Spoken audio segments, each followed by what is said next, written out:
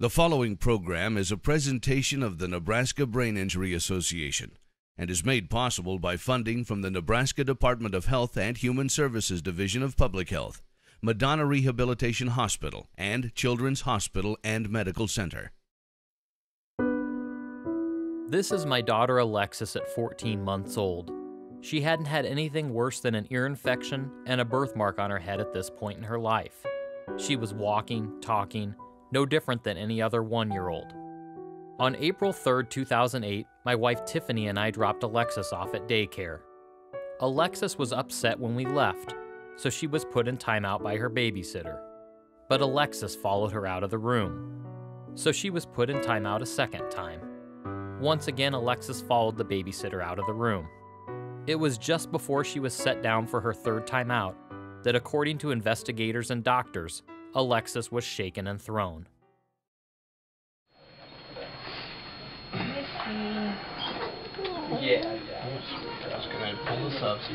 This is my daughter 72 hours later.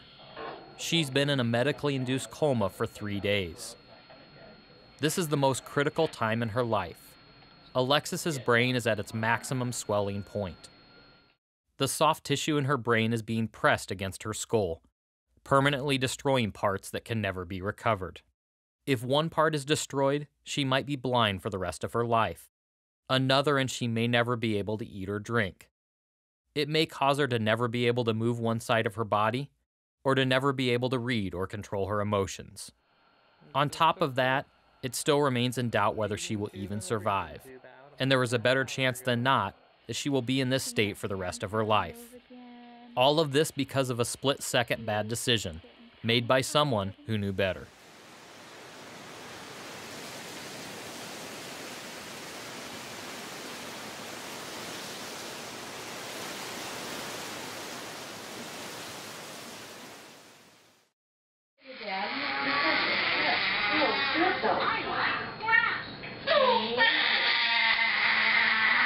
Alexis would survive, but not one aspect of her life has been easy since that day. That's usually what happens. Yeah, when I get the camera. The assault left her blind, unable to eat or drink, talk, or move her arms and legs. Nearly 3,000 hours of intense, sometimes unbearably painful rehabilitation has allowed some of those deficits to return. But there is no such thing as a full recovery from what is commonly known as shaken baby syndrome or abusive head trauma. The term shaken baby syndrome, which is used by the lay community very much, is not a very accurate term. Shaken baby syndrome implies that they're all shaken. Many of these children also have impact, and some of them are just impact. But the term abusive head trauma incorporates all of it. It's head trauma. The other problem is baby implies an age, that it's only infants, and we've had toddlers that have been injured. And then my biggest problem is with the word syndrome. When you use the word syndrome, it implies that they're all identical. They may have been shaken up and down, or back and forth, or sideways, or maybe it was 5 times or 10 times. Maybe the perpetrator also slammed him into a bed, or there's so many different things that could have happened, and they all look a little bit different. Abusive head trauma cases, as serious as Alexis's, number in the thousands every year in the United States. But a study done by the University of North Carolina showed almost 1 in 100 parents of children under 2 admitting that they or their partner have shaken a child. Just by doing the math on shaking alone, the number of children impacted every year is astonishing. And this doesn't even include other types of abusive head trauma, or factor in daycare providers, babysitters, or other caretakers of children. Some of these children come in and they don't feel good for a couple of days and they vomit and they go home and they're otherwise fine. Other children come in and they're very, very sick, but they recover and, they may end up with some permanent deficit, a motor skill problem, or other sorts of permanent issues. And then some of them come in and don't make it. And that's quite a variety. And then the other thing we found out is we probably are only seeing the tip of the iceberg. There are a number of children who are shaken or slammed or hit or harmed, however you want to say it, who never have medical care sought for them. But in regards to the extreme cases like Alexis's, the truly frustrating part is looking through news websites or newspapers on any given day, and you'll see this happening again and again. Mothers, fathers, babysitters, grandparents, boyfriends, girlfriends. unable to cope with a baby or a child in a stressful situation, permanently disabling or even killing them. The idea that there are good parents and bad parents and you're born that way, outside of a very, very small number, there is evil in the world. I don't want to deny that. But most parents that harm their children they didn't get up that morning to say, today I'm going to abuse my child. They got up this morning thinking they were going to be available for their child. While Alexis was still an inpatient at Madonna Rehabilitation Hospital in Lincoln, Nebraska, we had to look just 2 doors down the hallway to find a family experiencing the same pain we were. And it was around the lunch hour, and my phone rang, and it was Scott's number on the caller ID, and he said that Brianne had just called and Chase was unconscious and she couldn't get him awake. I knew instantly it was bad. Like, there's no reason for my baby to be unconscious. He's completely healthy. There's nothing that's ever been wrong with him. Then I didn't get to talk to anybody for quite a while. One of the rescue squad members talked to me on the phone for a little bit and said they had already started to resuscitate him and the life flight was coming, which I already knew because I was at work at the hospital and I heard the helicopter take off, so I knew it was for him. And that was just so hard. He was already in surgery by the time we got there. I think we're in the ER for a very short amount of time, and they took him to the CT scanner there where they saw the massive amount of bleeding, and I think he went straight from CT to the OR. And then we finally got to see him then in the ICU just for a few minutes. They let us see him. He was very white, like whiter than white, and cold. Like, he didn't feel real at all. His head was all wrapped up where they had taken about half of his skull off of his head to let his brain swell. The neurosurgeon, he said he would give him a 10 to 20% chance of survival. All of his blood vessels were ripped and shredded down off of his head. I just thought he would never live. Our daycare provider was the girlfriend of my husband's brother. They were never married, but they have a child together. So essentially Chase's cousin's mom is who did this. Her story was that he fell off the couch and just never woke up. Household falls off counters, off beds, off changing tables do not cause any significant injury. We know that from experience, and it also doesn't make much sense if babies were to die. Every time that would happen, we'd have a lot more dead babies. It doesn't work. The Junks continued inpatient rehabilitation for 2 months, and Chase has had thousands of hours of outpatient therapy since that time. It's hard to predict how much recovery any child is going to have. You can't base it on how they look initially or even what the scans of their brain may show. Some children unfortunately make very little progress, and a lot of times they're never able to return home. They need to go to a facility that will provide care for them essentially around the clock for the rest of their life. Fortunately, we also see children who do make progress and are able to get back home, but just because they leave the hospital and are back home with their family doesn't mean that they're done with therapy. And a lot of these children are going to have deficits, whether that be related to how they're able to walk, how they're able to feed themselves, how they're able to communicate, that are going to need ongoing intensive therapies for months, if not years to come as they continue to grow. Now, 6 years old and back in his hometown of Randolph, Nebraska, the life-changing effects from that moment as a 16-month-old linger today and will for the rest of Chase's life. That's great, Chase. Pretty much the entire right hemisphere of his brain is dead and gone forever. So right side of the brain is the left side of his body. His vision is not good. He does wear glasses, but glasses don't fix black spots that you just are completely blind with and cannot see. He falls down a lot because of vision. This year in kindergarten, reading is really a struggle. His left shoulder does function some. He can only get it about this high. It's too tight, it's painful, it hurts. His elbow, we're at a point we can't even straighten it out anymore. His wrist and hand, fingers is nothing. There is no functionality of that at all. So if somebody said, Chase, what happened to you? Could you tell me what happened to you? My baby shook me.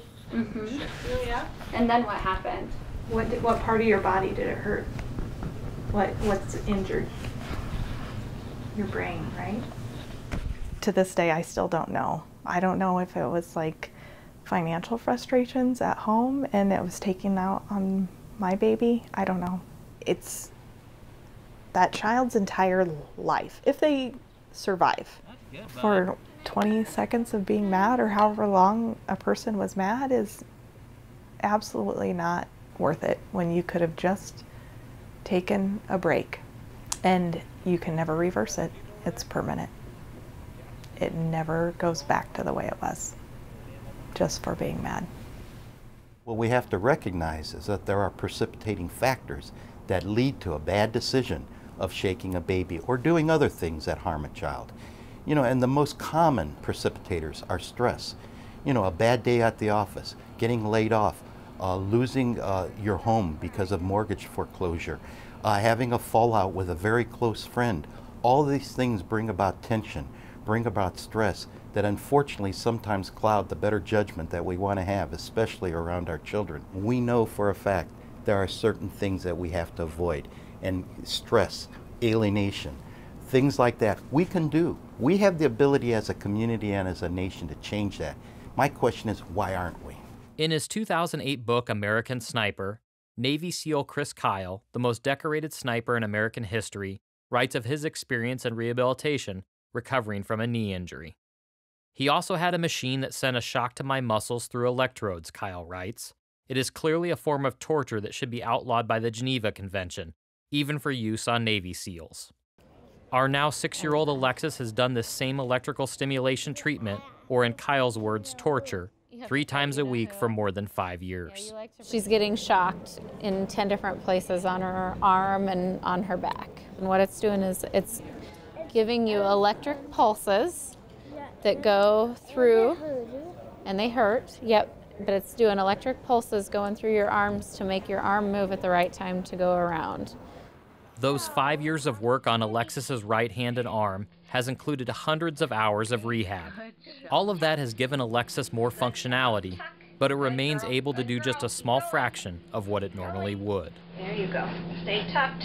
Good job. While at Madonna about 1.5 years after Alexis was shaken, I came across a beautiful boy with curly hair and dark eyes that just had an unexplainable charisma. Without even knowing what happened to Antonio, I called Tiffany and told her she had to meet this remarkable little guy. It broke my heart when I later found out the reason he was there. Antonio's story begins with his grandmother, Dina, a pastor in Omaha, Nebraska, who is the adoptive mother of Antonio's father. It was late at night, and I received a phone call from Antonio's birth mom that he wasn't breathing and they were taking him to the hospital. She called again as I was driving in, and she was hysterical and said there was something else going on and they wouldn't let her see Antonio. And then she began to unfold that they suspected something else had taken place. Neither his mom or his dad, my son, were doing very well. My son is bipolar and had had a very bad psychotic break about 6 months before and was not taking his medication. With his lack of medication and his instability that night, I still don't know the whole story myself, but he was not at all in a stable place. Yeah, shook him. It is so hard as a mom and a grandma. I feel like I've lost everything in my family in this. I love my son. I've loved him from the beginning, and that doesn't go away. At the same time, I'm angry with him and disappointed, and I wrestle with all of that, and I wonder how anybody could do this to this sweet, innocent baby. And I love Antonio like nothing else. This can happen to anybody. I talked with my son about shaking babies before Antonio was born, and on those days that I feel guilty about this, because I do, he's reminded me, Mom, you talked to me about it. Some people just don't know. They think a child is doing something to aggravate them. Well, this is normal child development. Crying is people think, oh, the baby's crying to just get me angry. She should know she shouldn't be crying. It's not about you, it's about that child at that developmental point. It's not personal. Your child is going to cry, it's normal to cry. If you're frustrated, if you're tired, if something's going on, it's okay to sit them down and walk away. I've had so many families that are like, I just can't, I'm not allowed to put them down. You know, I as a parent feel like I have to be able to soothe my child. And they feel responsible and guilty when they can't. I was graciously able to be with him during all of his times in the hospital. It was important because there were no other adults in his life who could do that at that time. But during all of that time, I knew Antonio was going to need far more care than what I had given to my son as a single parent. I'd had the surgeon tell me that children like Antonio end up in institutions. And I was so angry about that, and it was my goal to make sure whatever happened, that did not happen. Antonio was fortunate enough to find a forever family with Melanie Bartlett, who has now been his mother for more than 2 years. Do you think he'll push it at you?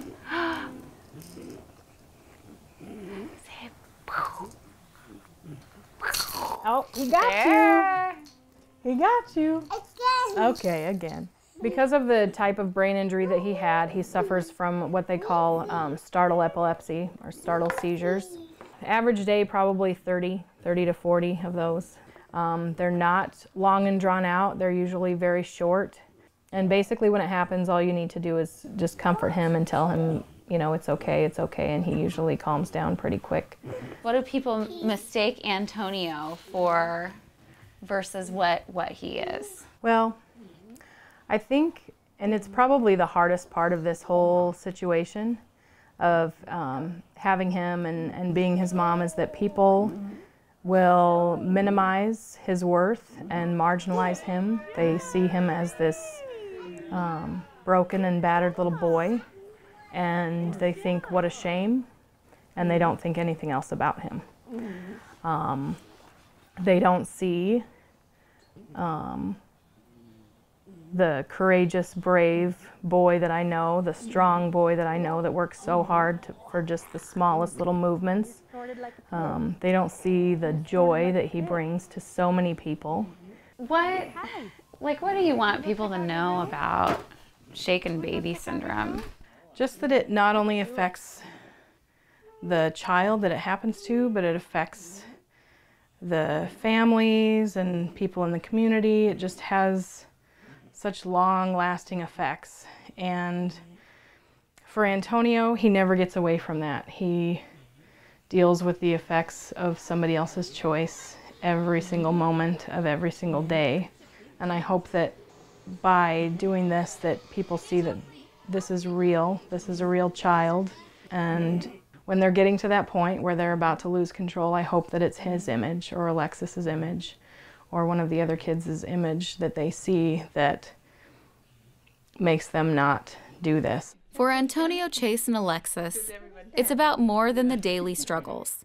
Medical appointments, rehabilitation, and surgeries are their equivalent of soccer practice or dance class. Antonio had to have a shunt, which drained excess fluid from his brain, removed 2 years after his injury. He's had stomach surgery and may have to one day put his trach tube back in because of airway issues, not to mention the 15 medications he takes every day. Chase had to have a cranioplasty 7 months after he was hurt. Simply put, neurosurgeons had to rebuild his skull around his brain. He had a second one a year later and will have a third operation sometime soon.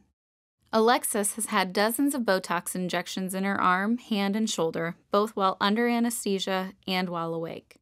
Just 3 months ago, she underwent major surgery to remove a tendon in her thumb to hopefully allow her to one day open her hand.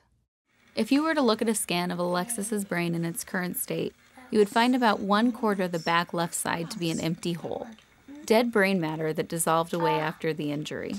You'd also see holes in other areas, a consequence of the back and forth crashing against the skull that occurred when she was shaken and thrown. When a child's shaken, their head goes through the movement of an arc. Their neck muscles are very, very weak, and their head is very heavy compared to their body. So there is a very large amount of rotating that those heads go through, frequently to the point where their chin will hit their chest and the back of their head will hit their back. And that movement in itself, actually, what it does is it basically shakes the brain apart. And that's what happens in these children. So the brain gets pulled apart, and that's what eventually leads to them stopping breathing, losing blood supply, and then the brain continuing to cycle into injury and sometimes even death. Alexis. I went excellent because my mom and dad are here and they're going to get shooted. Activities like school are a constant challenge for Alexis. She's very, very smart. In fact, much more analytical than most kids several years ahead of her. But putting her in a stimulating environment like a classroom and asking her to reference information stored in her brain quickly is oftentimes too much. Her long-term memory is remarkable. She'll remember the name of the checkout girl at the grocery store 3 months later. But the short-term memory portion of her brain struggles to function. She'll sometimes ask when we're going to eat dinner, just 15 minutes after we've finished the meal. We've been lucky enough to have an incredible support system at Alexis's school, but it's clear that it'll be an uphill battle she'll fight throughout her childhood. I want to give you a hug. It's the same struggle that Christine Inspar and her son Ethan of Kearney, Nebraska have fought for the last 10 years. It was about 9:50 in the morning when I had gotten a phone call from the daycare provider, and she said that Ethan wasn't acting right and that maybe I should take him into the ER or take him into his family pediatrician. And so I called Ethan's dad and said, Ethan's not acting right, he's sick or something, can you go check it out? I'm on my way home, but I won't be there for another hour. So he went to go check out the situation, and when he arrived, Ethan was laying in a pack and play. He was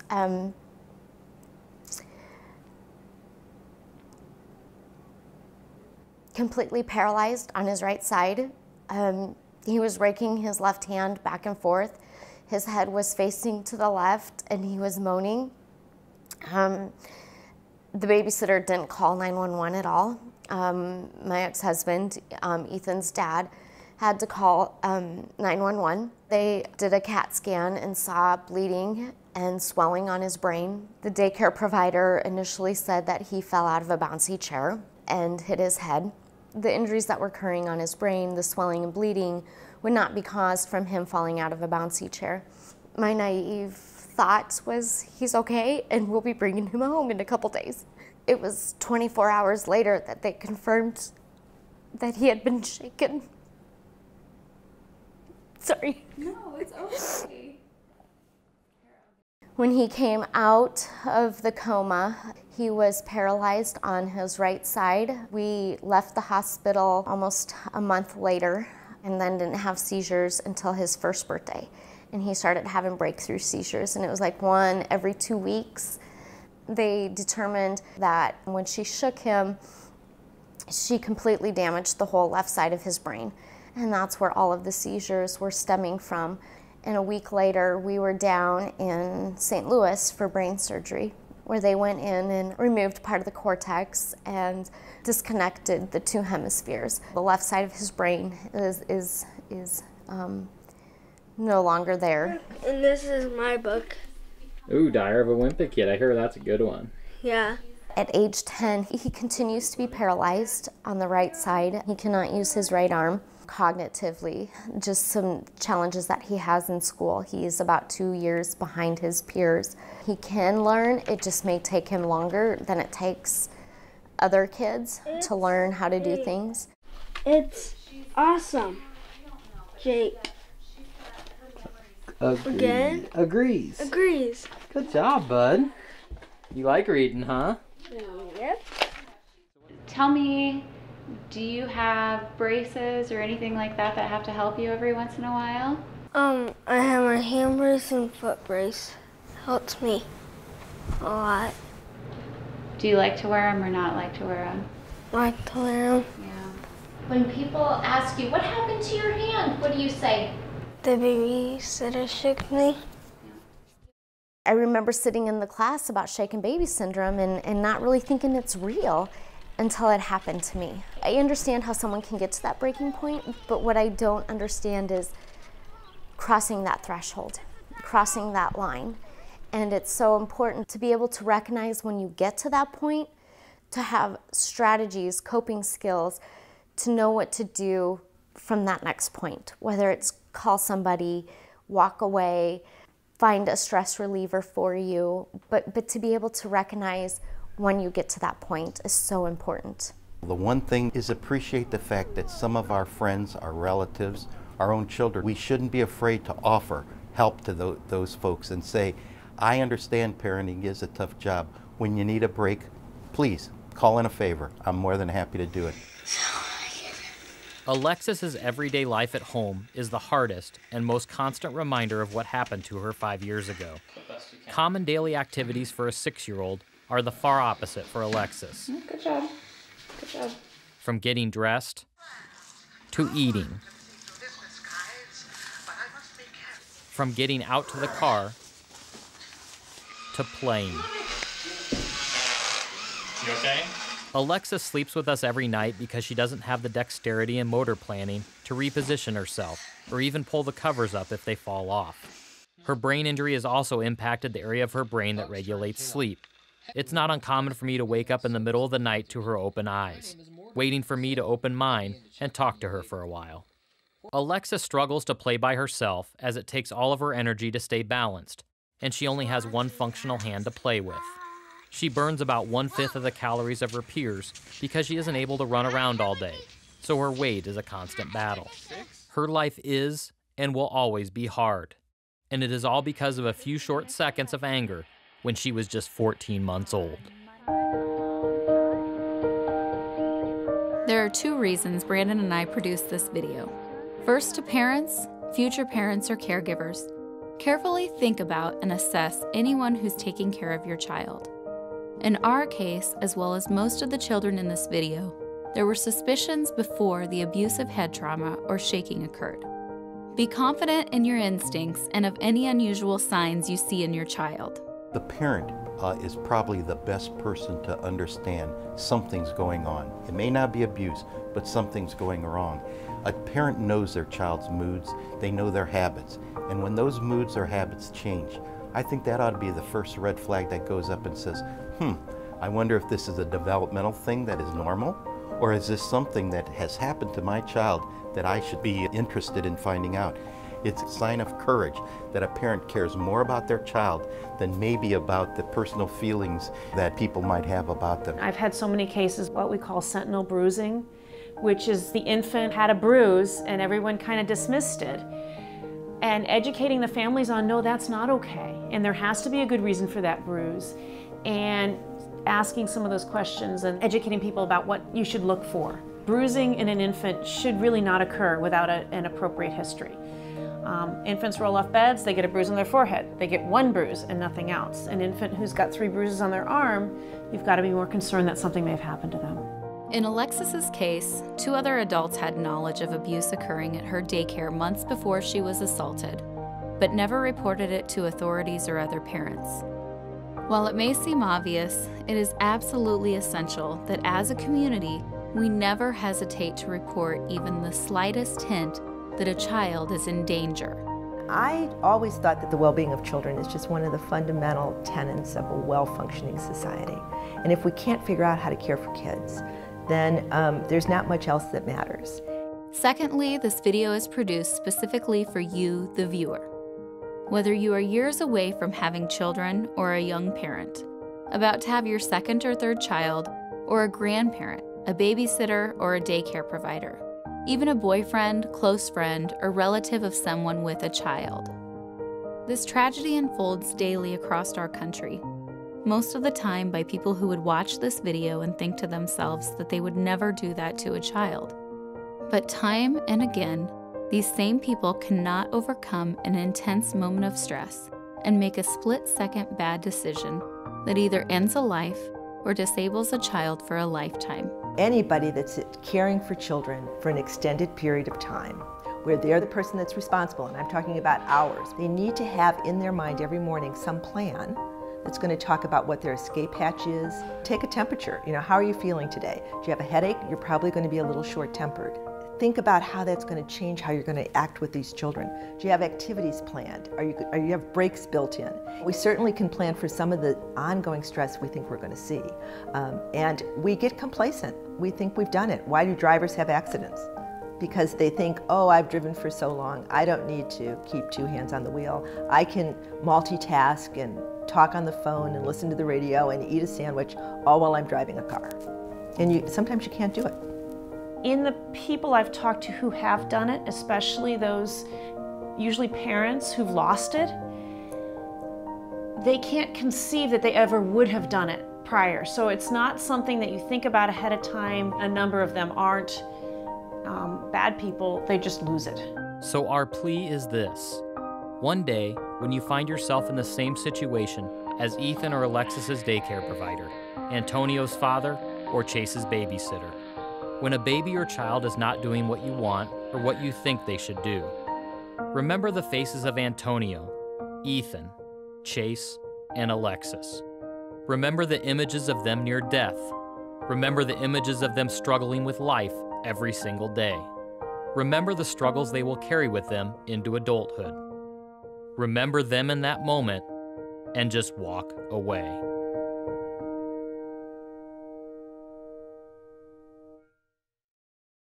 My name is Alexis Verzel. Here are some tips for caring for a baby. Please always remember, no baby has died for crying too much. If somebody calls you frustrated for crying baby, offer you help. Here are some tips to cope with a crying baby. Take deep breaths and count to 10. Say the alphabet. Read an inspirational poem. Take a warm bath or shower. Put the baby in the crib and leave for 10 minutes. Play music that calms you down. Exercise. Call someone to talk. Remind yourself the crying will end.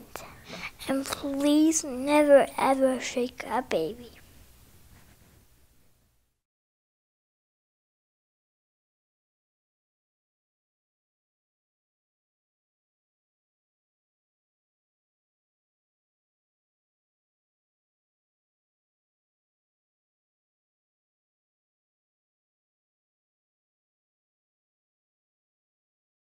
The preceding program is a presentation of the Nebraska Brain Injury Association and is made possible by funding from the Nebraska Department of Health and Human Services Division of Public Health, Madonna Rehabilitation Hospital, and Children's Hospital and Medical Center.